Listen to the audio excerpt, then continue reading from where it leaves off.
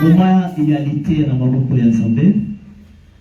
Yebisa Nzambe a utilisé Mosali na ye puissamment afin que vous puissiez bénéficier de sa part quelque chose au bout de la part du Seigneur.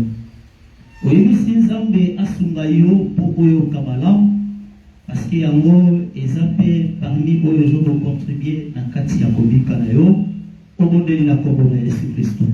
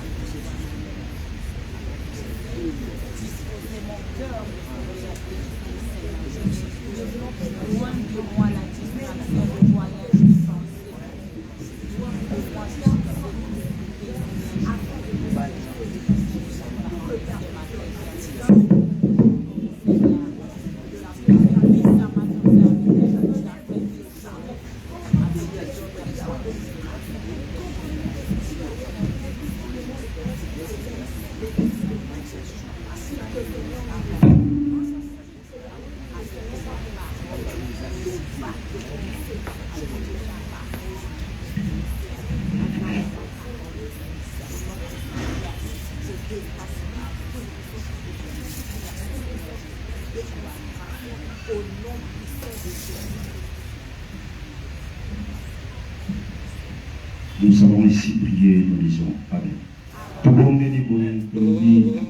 Est-ce qu'on peut acclamer très fort le Seigneur?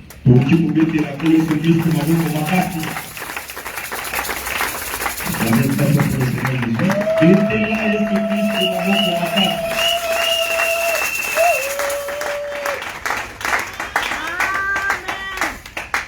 Que le Seigneur Dieu nous bénisse. Amen. Nous sommes bénis ce matin pour adorer Dieu. Et la prédication fait partie de l'adoration. Le jeudi passé, il a plu. On ne pouvait pas se déplacer. Mais nous croyons qu'à chaque jour, il suffit sa peine. Que le Seigneur Dieu nous bénisse. Est-ce qu'on va acclamer très fort pour le Seigneur Dieu?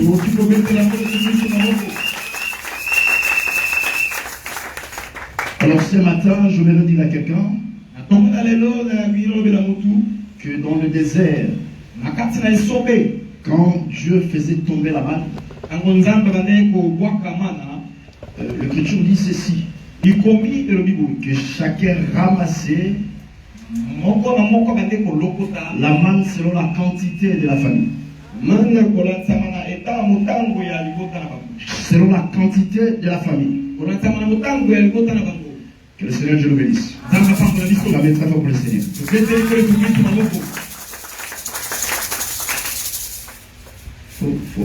Faut être avec moi. Moi, je suis trop chaud comme ça. Ou bien le frère vient vite ici. Allez, c'est là. Acclamez très fort pour le Seigneur Jésus. Acclamez très fort pour le Seigneur.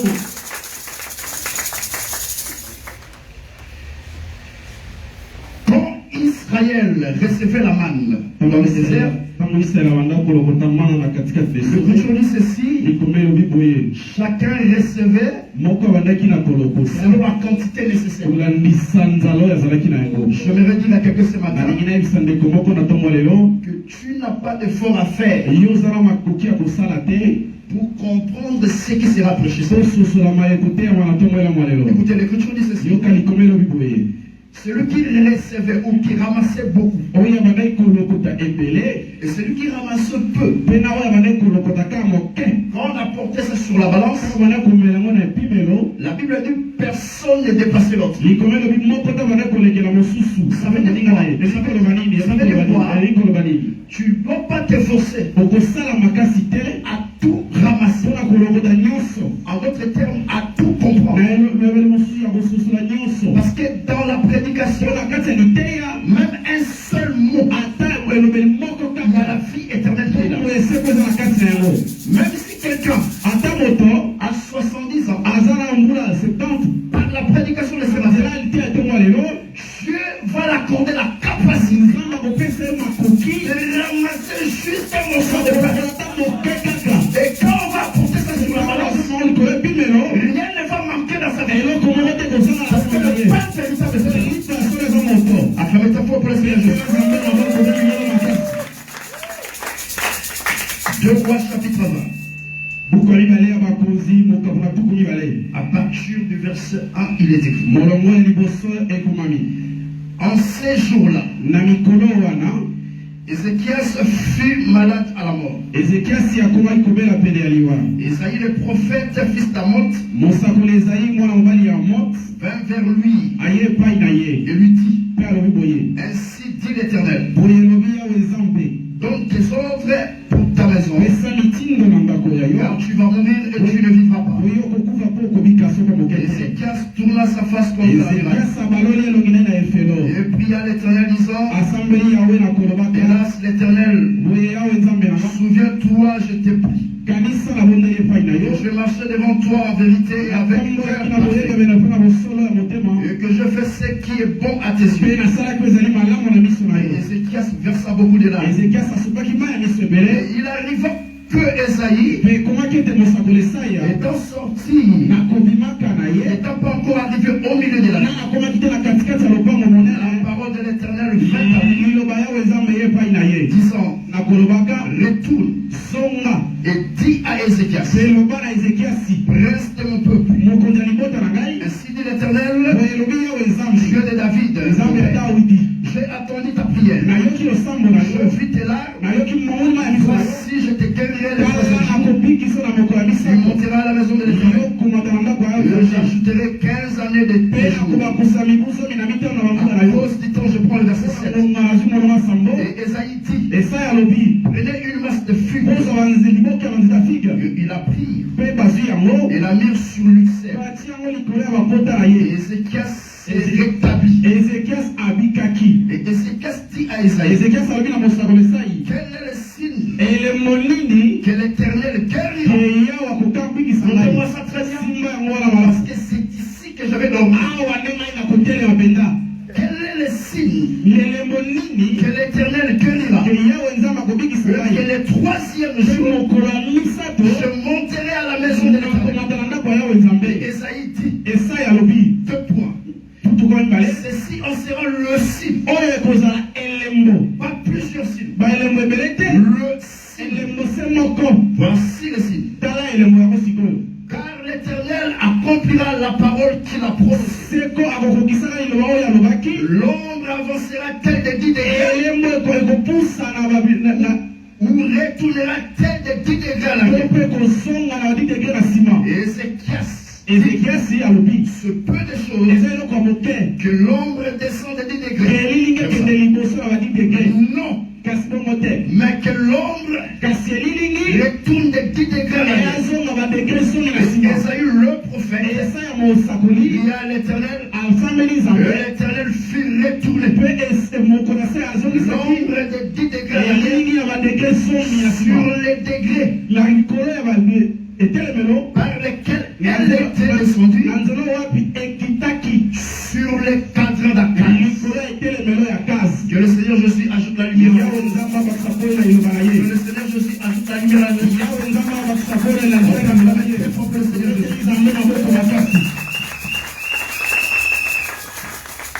Je demande aux frères d'arranger bien le son. Parce que la foi vient de ce qu'on attend. Nous parlons sur les cadrans d'Akaz. Le cadran, c'est un instrument. Un instrument de mesure du temps qui se trouvait ici chez le roi. Mais cet instrument faisait quoi en réalité? C'est que le soleil, quand ça brillait, projetait son ombre sur cet instrument. Alors, quand l'ombre du soleil s'allongeait sur cet instrument que nous appelons le cadran. Alors, qu'est-ce qui s'est passé? C'est-à-dire que cet instrument permettait à ce que le roi puisse être fixé par rapport au temps. Donc l'ombre faisait des mouvements sur cet instrument. Alors, quand la Bible dit que le roi Ézéchias, en ces jours-là, fut malade.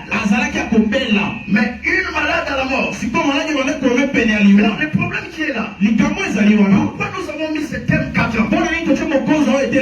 Parce que pour que le roi puisse avoir la certitude que là il est guéri, il avait besoin d'un signe. Le prophète Esaïe, lui, les signes de sa guérison à cet instrument que nous appelons le cadran. Pas n'importe quel cadran, mais le cadran d'Akaz. C'est qui est Akaz? Akaz fut le père d'Ézéchias.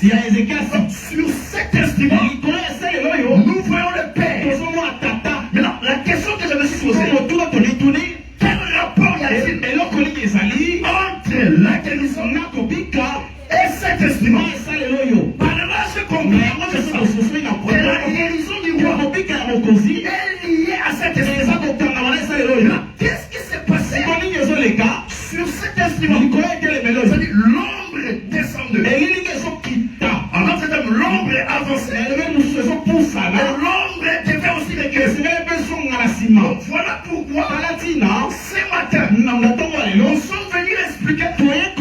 les signes de la guérison du roi Akas.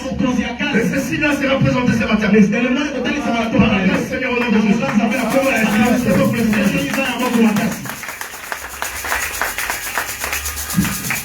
Alors, suivez-moi très bien. Je vais enseigner et à la fois prêcher. L'Écriture dit ceci. En ces jours-là,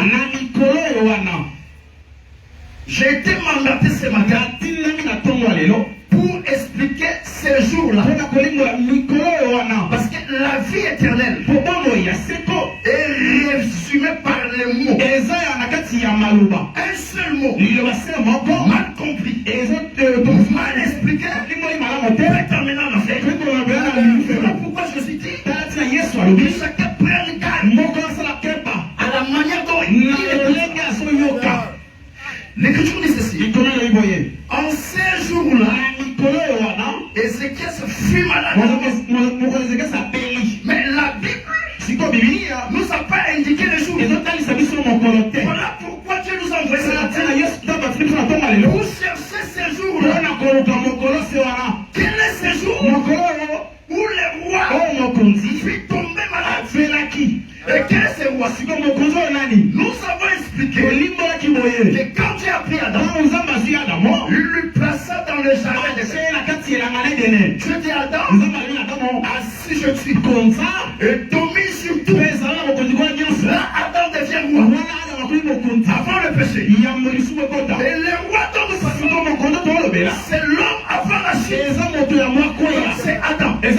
Et quand je parle d'Adam, je vois l'humanité tout entière à Adam. Par là, je comprends que le roi c'était Adam. Maintenant, quand l'Écriture dit en ces jours-là, Ézéchiel fut malade.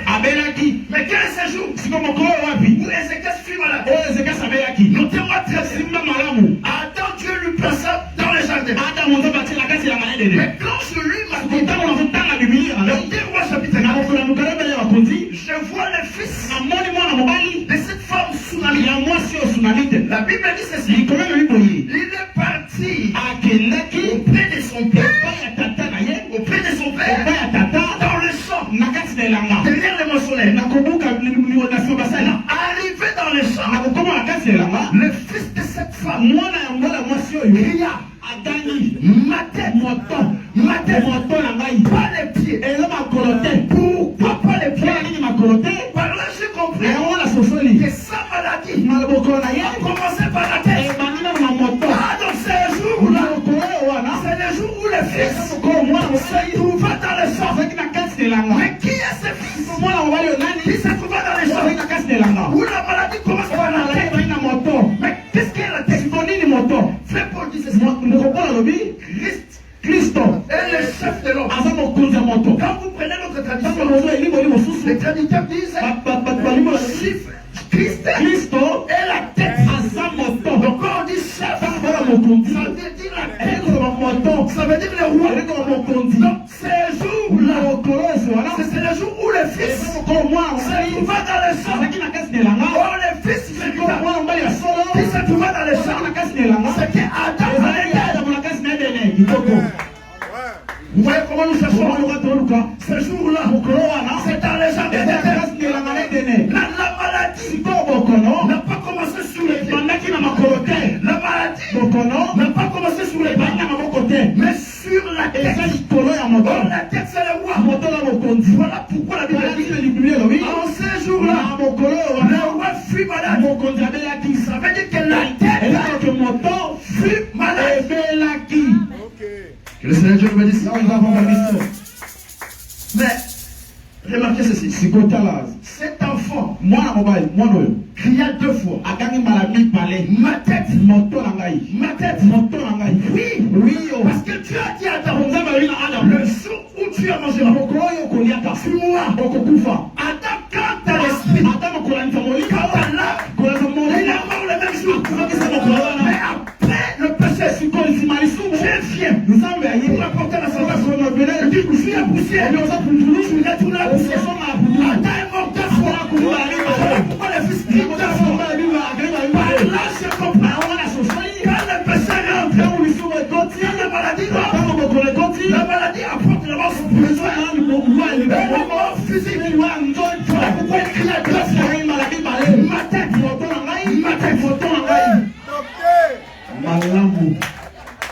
Je vous invite d'être là la semaine prochaine. Vous voulez que je continue?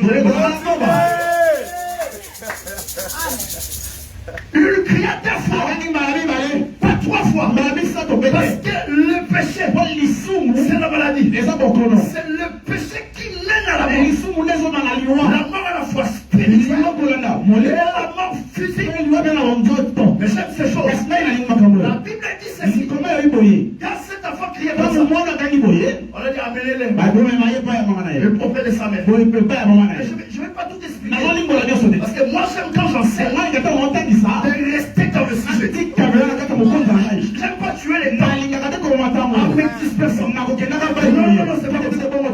Je suis allé là-bas pour vous expliquer le problème. Pour sauver cette enfant. Parce que l'écriture dit ceci. Le roi fut malade à la mort. Donc nous voyons la maladie. Mais une maladie qui amène la mort. De même aussi ses fils. Elle cria à terre. Après elle est morte. Elle est morte à midi. À midi, ça veut dire quand le soleil brille. Quand le soleil brille dans sa force. C'est au temps de la mort. Il était le soleil qui brillait à sa force.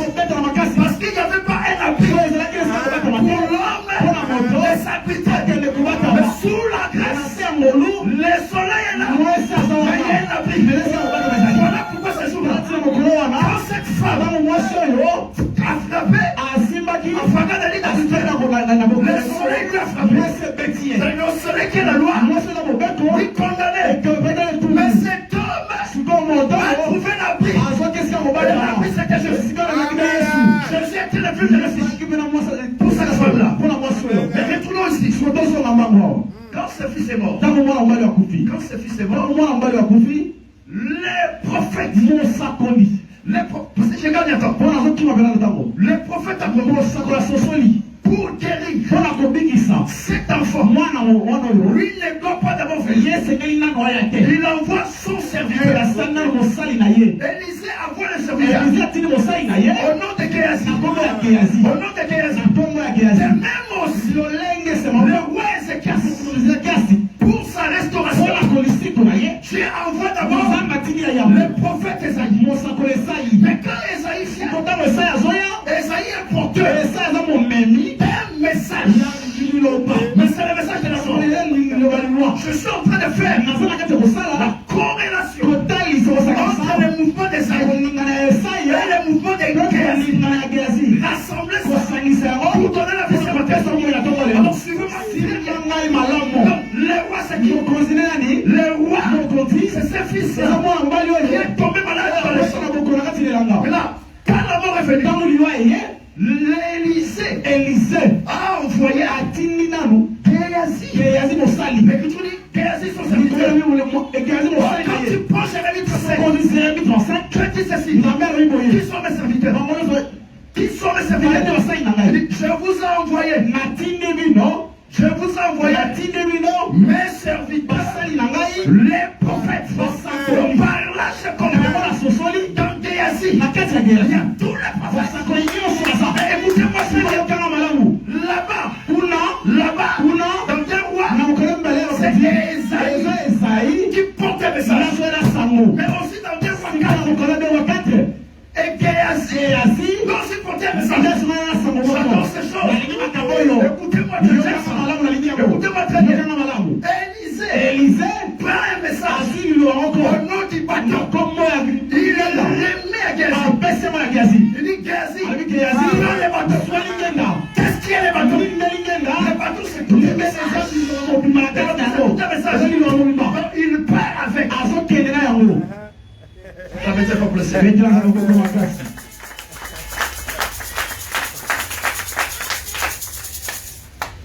Dieu envoie Esaïe avec un message. Mais le message qui apporte la mort. Mais ici, Élisée envoie Géasi. Le bateau n'est pas le bateau de Géasi. C'est le bateau d'Élisée. Donc quand Élisée le met à Géasi, dans le bateau c'est tout un message. Parce que Esaïe 11, il parlait de la venue de Jésus. Il dit qu'il utilisait la parole comme la verge pour frapper la terre. Pour frapper la terre.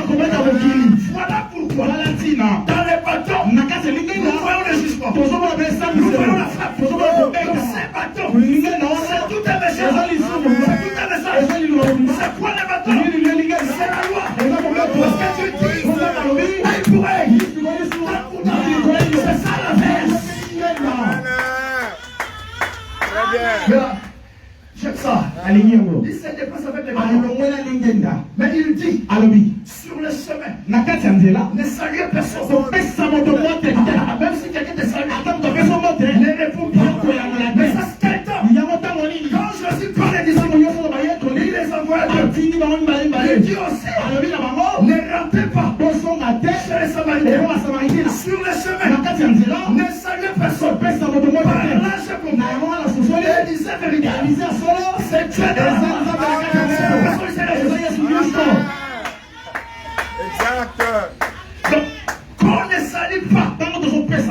Ça veut dire en d'autres termes, la vie n'est pas répondue à l'humanité. Très bien. Donc tout ça, c'est pour expliquer les causes de la loi. Non, quand Élisée donne les bateaux, parce que les bateaux, c'est la verge. Je vous dis que quand Dieu a donné la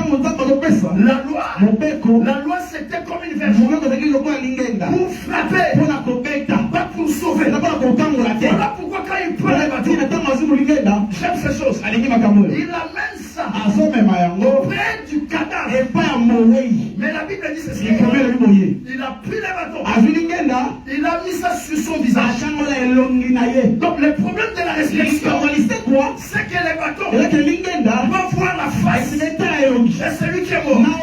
C'était l'homme. Je vais expliquer l'homme de la mort. Donc pour être ressuscité, il faut que les... Regarde-moi bien. Ça c'est le cadavre. Donc la résurrection, il faut que les bateaux regardent les cadavres en face. Pas par les dos.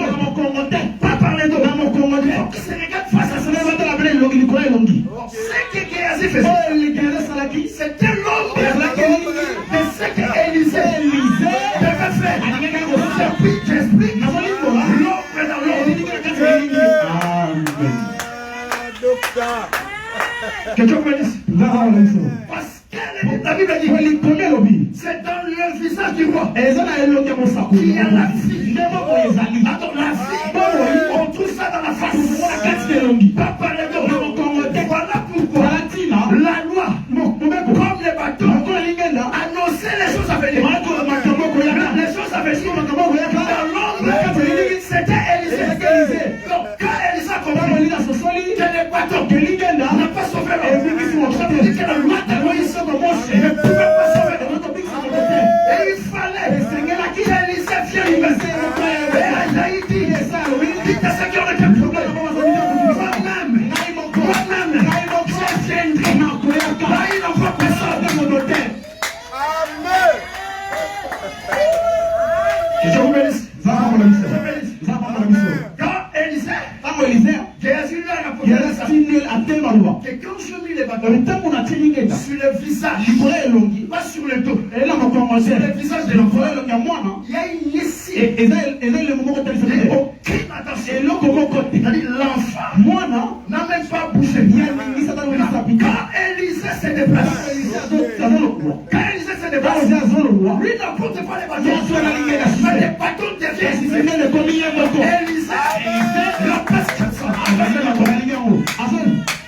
Élisée remplace les bateaux. Voilà pourquoi Élisée, pour la résurrection, il prend le visage. C'est là écrit comme ça. Il prend les yeux. Il passe sur les yeux. Il commence ici. Parce que dans le face de Dieu, c'est là où on trouve la vie. Et la face dont je parle, c'est la grâce. Parce que dans la personne de Dieu, il y a deux faces. Il y a les dons et il y a la face. Les dons, c'est Moïse. Tous les prophètes sont ici. Mais la face, c'est bien. Voilà pourquoi Moïse, Moïse, quand il est au sommet de la montagne, il veut descendre. Il a compris que son visage est il met un voile. Quand il met un voile, c'est pour expliquer qu'en réalité, le peuple qui est en bas ne peut pas avoir la vie. Ne peut pas avoir la vie. Et quand Paul voit ça, il ne fait ça pas pour Moïse. Quand nous prêchons, nous sautons la voile. Parce que le peuple doit voir la face d'Israël. La face. Jésus dit, Jean 6,40, la vie éternelle, quiconque te voit, voir se voir la face. Et Jésus va dire, c'est pour vous présenter la face. La face d'un homme, qui est la grâce, qui est Jésus-Christ.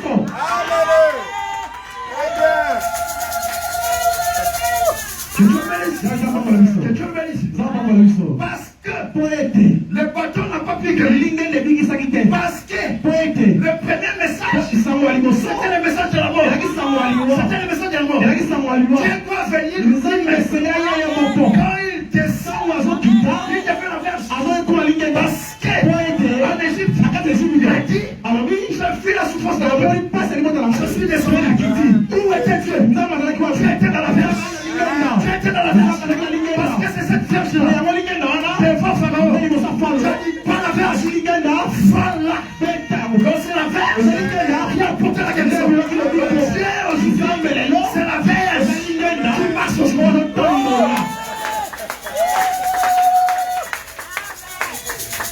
Que Dieu bénisse. Maintenant, écoutez votre avis. Élisée, quand il arrive,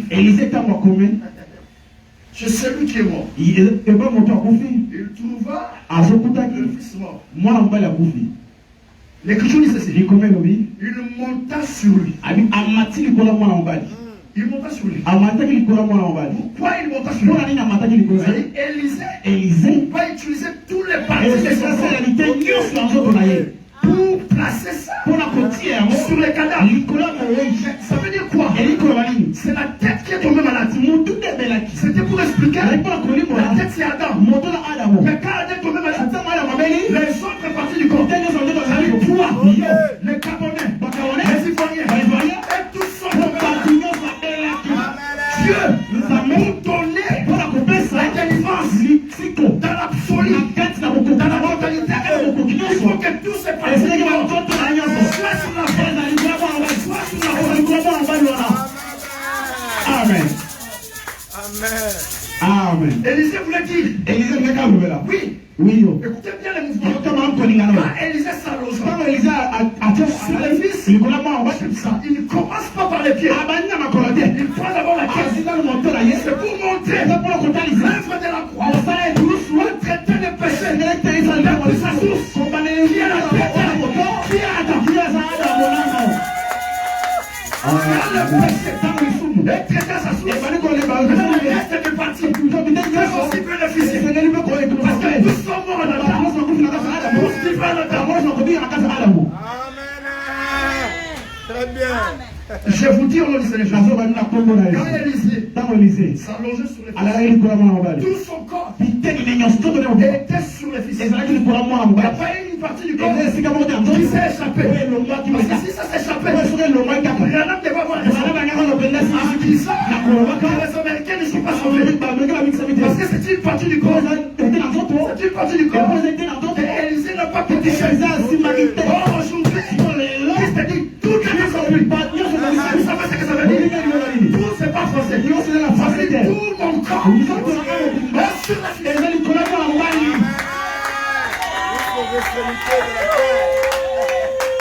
Amen. Que Dieu vous bénisse. Mais quand il couche sur la femme qui est réchauffée. De même fait.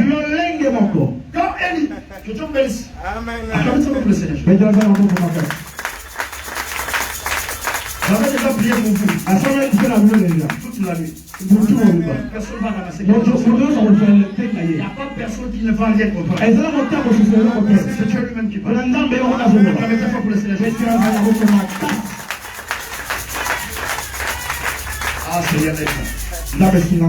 Maintenant, chez Esaïe, Esaïe, quand il prend le message de la mort, il retourne. Quand il retourne, qu'est-ce qu'il a laissé derrière? C'est comme ça qu'on comprend l'écriture. Qu'est-ce qu'il a laissé derrière? C'est la mort. Maintenant, quand il avance, la situation de cet homme, ça s'empire. Parce qu'il ne faut pas laisser un message de mort. Il fallait qu'il y ait l'intercession pour arrêter sa marche. J'ai dit ici, Esaïe, c'est bien dans la loi. Voilà pourquoi, dans Jean 18, c'est écrit clairement que pour arrêter Jésus, pour arrêter Jésus, Judas fait t'accompagner avec une grande foule. Et c'est ça, avec des armes. Quand il avait des armes, c'était pour faire quoi? C'est pour combattre. C'est pour combattre. C'est pour montrer que sous la loi, personne ne peut combattre. Et sorti vainqueur. Lisez bien. Je parle avec exactitude. Jean 18. La Bible dit ceci. Jésus a avancé. Et il avança. Il avança face à qui? Face aux hommes armés. Face aux hommes armés. C'était pour expliquer. Personne ne peut m'attraper. Même quand Esaïe avance, personne ne peut m'attraper. Et quand Jésus avance, la Bible dit il reculait. Et il tombait. Il a combattu autant de son homme. Il a tué les hommes. Corée. Il a ouvert la terre. Il a englouti les hommes. Parce que les hommes devaient reculer. C'est Dieu dans la loi. Personne ne pouvait l'arrêter. Personne ne pouvait l'arrêter.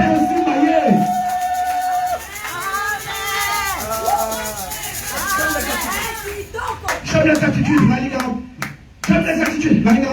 Jésus avança. Il recula. Il reculait. Parce que l'écriture dit les lions ne reculent pas. C'est pour dire que ce soit. Dieu dans la loi. On va faire reculer tous les hommes. Personne ne pouvait l'attraper. Mais qu'est-ce qu'il a fait? Tu es dans ce sens. Parce que Judas avait dit. Judas n'avait pas dit combattez. Non, il n'a pas dit ça. C'est lui que je vais embrasser. Donc Judas déjà avait prophétisé que pour arrêter cet homme, il faut baiser. Pas les armes. Les armes, c'est tout le temps de la loi. Rien ne pouvait arrêter. Parce qu'il était juge.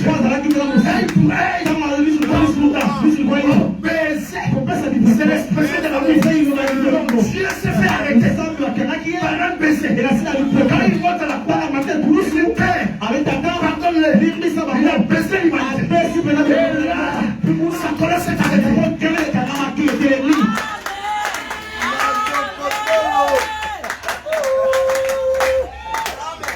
Quand Esaïe avance, c'est tout le temps de la loi.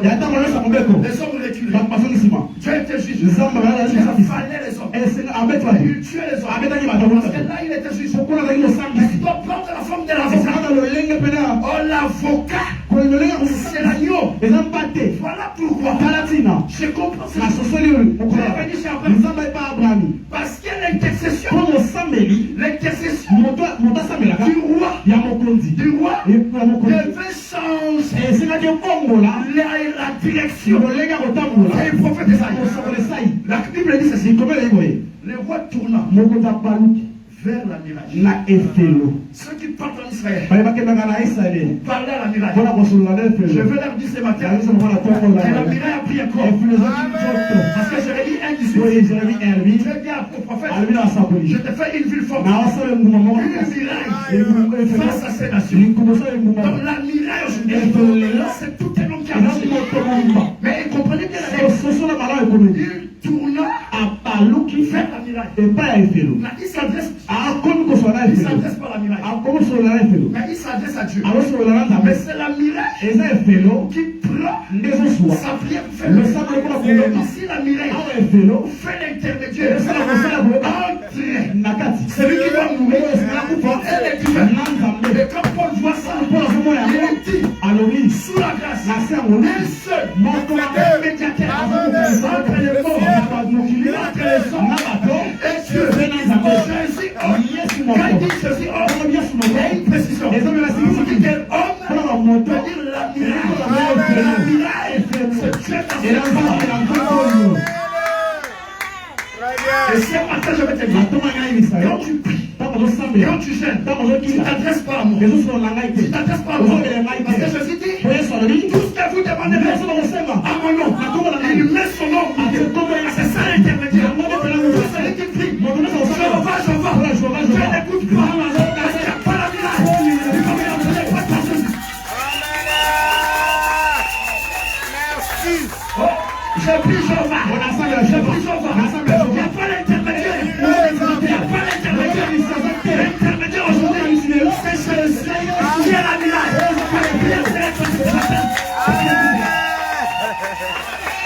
Amen. Amen. Amen. Sainte Marie, Marie innocente, priez pour nous, ça ne pas bisous. Pas de péché. Non, elle n'est pas intermédiaire. Et elle aussi, attendant le Saint-Esprit.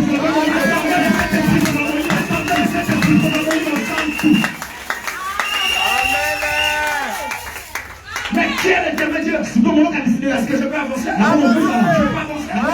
Qui est l'intermédiaire? Pour ôter la mort. Quand je lis dans Genèse, je vais faire périr les habitants de Sodome. Parce que leur péché est énorme. Donc je dois faire périr. Faire périr veut dire apporter la mort. Maintenant la Bible dit Abraham a compris. Pour ôter la mort, je dois parler. Je dois prier. Abraham s'était avec Dieu. Il commença à parler. Même s'il y a un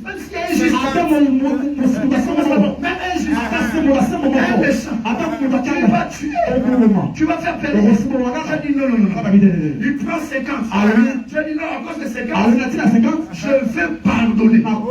Je ne vais pas tuer. En d'autres termes, pardonner veut dire sauver de la mort.